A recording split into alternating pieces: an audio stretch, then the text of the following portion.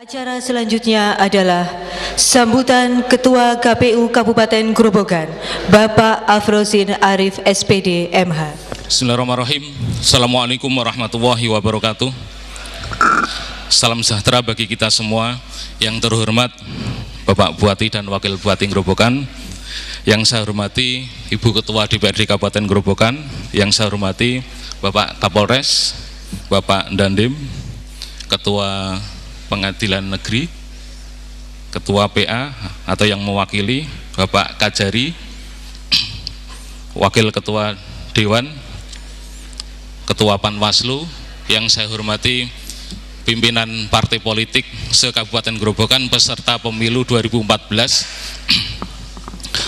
Mohon maaf Pak Tirto, KPU bukan bermaksud untuk membangun koalisi dua partai Pak, tapi memang karena teknisnya demikian maka kita gabung dua-dua agar ruangan ini cukup lah. Nanti dikira Pak Gurit itu kok PDI koalisi dengan PKS itu enggak. Jadi kami bermaksud agar partai politik berdampingan, simbol bahwa mulai hari ini nanti kita akan menciptakan iklim yang kondusif, insya Allah. Yang saya hormati para undangan dan seluruh hadirin beserta pendengar setia Radio Purwodadi FM dimanapun Anda berada. Pertama-tama marilah kita panjatkan puji syukur hadirat Allah Subhanahu wa Ta'ala, karena pada kesempatan pagi ini kita bisa berkumpul dalam rangka untuk menyaksikan penyampaian visi dan misi partai politik. Nanti akan dilanjutkan dengan ikrar pemilu damai. Kita tidak ikrar kampanye damai, tetapi ikrar pemilu damai. Ikrar pemilu damai itu harapan kita nanti sampai akhir, setelah 9 April 2014 sampai Pilpres bulan Oktober, semua berjalan dengan aman dan damai tanpa ada gejolak apapun. Yang berikutnya, terima kasih kepada Ibu Ketua DPRD atas tempatnya beserta seluruh jajaran sekretariat Dewan, karena kita dibantu pada saat yang bersamaan. Kita sedang sortir surat suara sebanyak 4,5 juta, sehingga SDM kita tidak bisa mengikuti di sini semua karena harus melibatkan 500 orang lebih sedang mensortir surat suara di Gedung Wisuda Budaya. Mungkin Pak Kapolres sudah hadir di sana menyaksikan itu. Bapak Bupati mungkin bisa berkenan untuk melihat Pak Bambang nanti kalau di sana, Bu Sri Sumarni, surat suaranya, prosesnya seperti apa. Nanti mungkin teman-teman partai politik juga bisa menyaksikan proses itu, karena KPU pusat, mulai dari pusat, provinsi, dan kabupaten, sekarang kita mengedepankan aspek keterbukaan dan transparansi. Yang ketiga, kegiatan ini kami maksudkan karena di kabupaten kota yang lain hanya ikrar kampanye damai dilanjutkan kirap, tetapi di Grobogan mengambil kesepakatan tersendiri lewat Ketua Panwas dan teman-teman partai politik, Pemda dan Polres. Kita sepakat untuk diadakan penyampaian visi misi. Nah, harapan apa? Harapannya agar semua warga Grobogan itu bisa menjadi pemilih yang cerdas. Pemilih yang cerdas itu apa? Pemilih yang cerdas adalah ketika datang ke TPS dia sudah tahu akan pilihannya.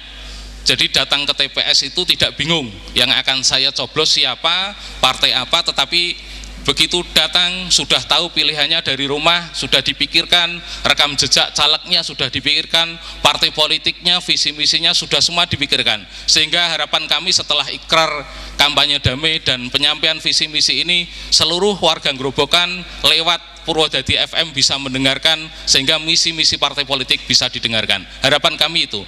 Yang kedua, harapan kami dengan ikrar kampanye damai atau pemilu damai nanti, teman-teman partai politik semua bisa saling untuk bersinergi, saling mengawasi, baik itu mengawasi KPU, mengawasi Panwas, mengawasi partai politik, sehingga beban pengawasan tidak hanya dibebankan kepada Panwas saja.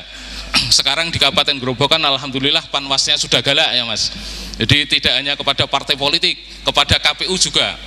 Jadi kami mohon dengan kirap simpatik nanti masyarakat akan tahu bahwa awal sebelum dimulainya kampanye rapat umum semua berjalan dengan tertib.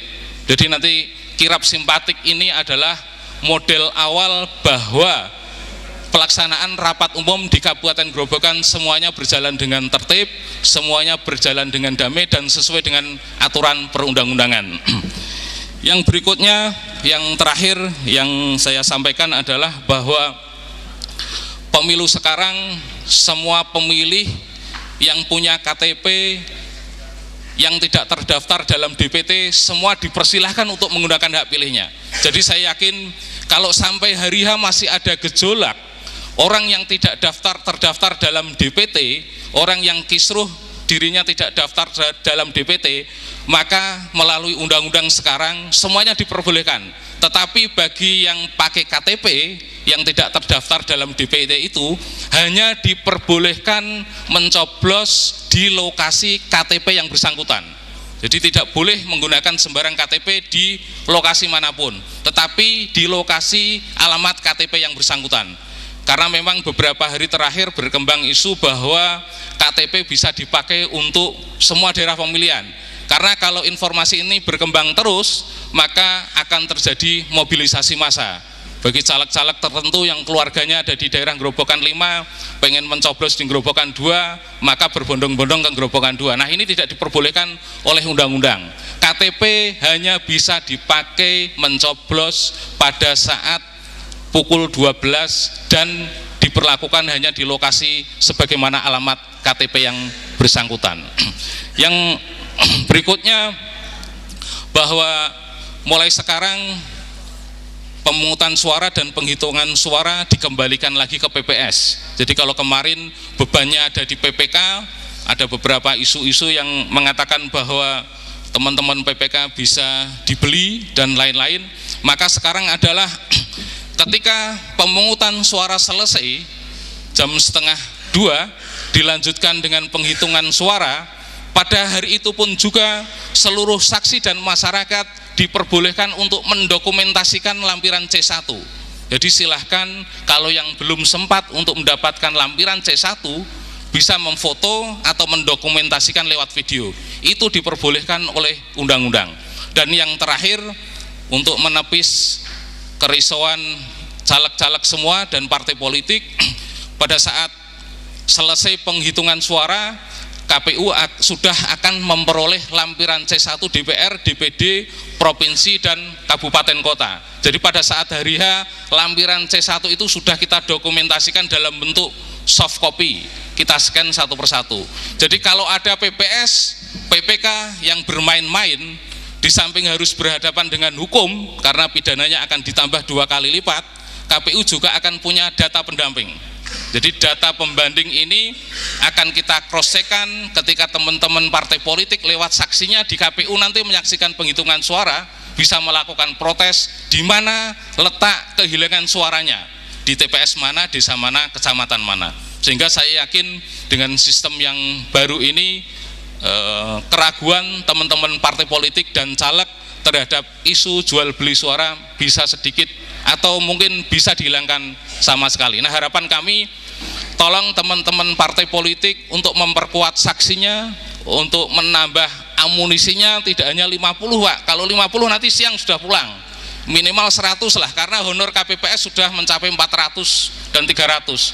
Kalau saksi dikasih 50, pasti pulang lebih awal. Jadi dia mengikuti rapat pemungutan suara, setelah itu pulang. Nah, kacau kan? Karena KPPS 2.970 orang itu manusia biasa, Pak. Kalau dia tidak diawasi, kalau dia tidak dipantau, kalau dia tidak selalu diingatkan terus-menerus, maka dia akan ada potensi penyimpangan. Nah, ini yang menjadi titik poin kami kenapa saksi itu harus diperkuat. Dulu sebetulnya kita senang ketika saksi itu dibiayai oleh negara, tetapi karena mendapat protes dan lain-lain, maka sekarang ya terpaksa semua partai politik harus sudah menyiapkan saksinya masing-masing. Nah, demikian yang bisa saya sampaikan. Harapan kami nanti teman-teman partai politik bisa menyampaikan visi misinya lebih konkret, mungkin bisa jadi lebih kepada persoalan isu lokal di Kabupaten Grobogan, sehingga masyarakat Grobogan lewat Purwodadi FM nanti yang mendengarkan secara langsung bisa menjadi pemilih yang cerdas. Saya kira itu, kurang lebihnya mohon maaf. Billahi taufik wal hidayah. Wassalamualaikum warahmatullahi wabarakatuh.